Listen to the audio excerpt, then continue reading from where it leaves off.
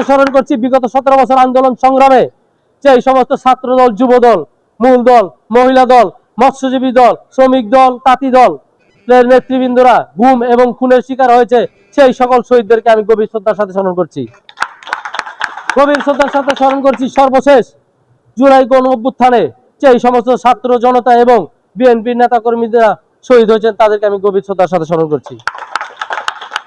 সংগ্রামী বন্ধুরা, আপনারা ইতিমধ্যে দেখতে পেয়েছেন দেশনায়ক জনাব তারেক রহমান রাষ্ট্র ক্ষমতা গ্রহণ করার পরই একটা স্বাধীনতা বিরোধী শক্তি, কুচক্রী মহল, যারা ইতিপূর্বে ঢাকা বিশ্ববিদ্যালয়ের ছাত্রলীগ নেতা ছিল, ঢাকা যুবলীগের নেতা ছিল, তারা এখন বিভিন্ন দল সংগঠিত করেছে, আমি নাম বলতে চাই না।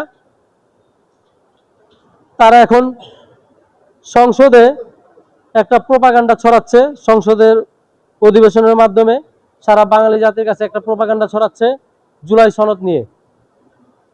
জুলাই সনদের ব্যাপারে যে অপব্যাখ্যা, এটা বাঙালি জাতি বোঝে, বাঙালি জাতি এটা গ্রহণ করে না। এই অপব্যাখ্যাকে বাঙালি জাতি ইতিমধ্যে প্রত্যাখ্যান করেছে। তাই আমি প্রত্যেকটা বাঙালি এবং বাংলাদেশের প্রত্যেকটা সচেতন নাগরিককে এই মঞ্চ থেকে শুভেচ্ছা এবং অভিনন্দন জানাই। তাদের এই অপব্যাখ্যাটা কি ছিল আপনারা ইতিমধ্যে জেনেছেন, ইলেকট্রিক মিডিয়া এবং প্রিন্ট মিডিয়ার মাধ্যমে জানতে পেরেছেন। তারা বলেছিল বাংলাদেশ জাতীয়তাবাদী দল বিএনপি এবং মাননীয় প্রধানমন্ত্রী নাকি এই জুলাই সনদের বাস্তবতা চায় না, জুলাই সনদের প্রতিষ্ঠা চায় না, জুলাই সনদ বাস্তবায়ন করতে চায় না। এটা সম্পূর্ণ মিথ্যা। আমি তীব্র নিন্দা এবং প্রতিবাদ জানাই। যারা এই মিথ্যা প্রপাগান্ডা প্রচার করেছেন তাদের প্রতি আমি তীব্র নিন্দা এবং প্রতিবাদ জানাচ্ছি।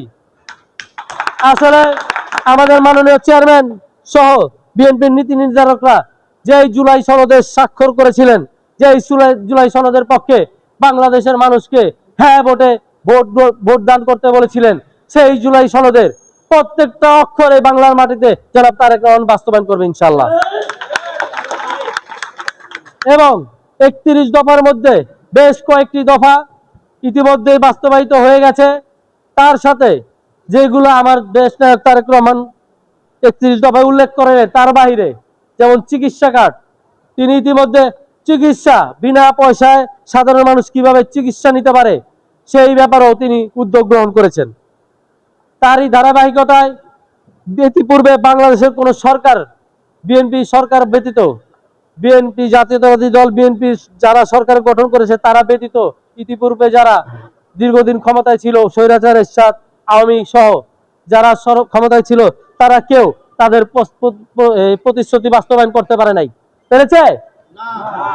একমাত্র জাতীয়তাবাদী দল বিএনপি তার একমাত্র দল যে তার প্রতিশ্রুতি রাখে এবং বাস্তবায়ন করে।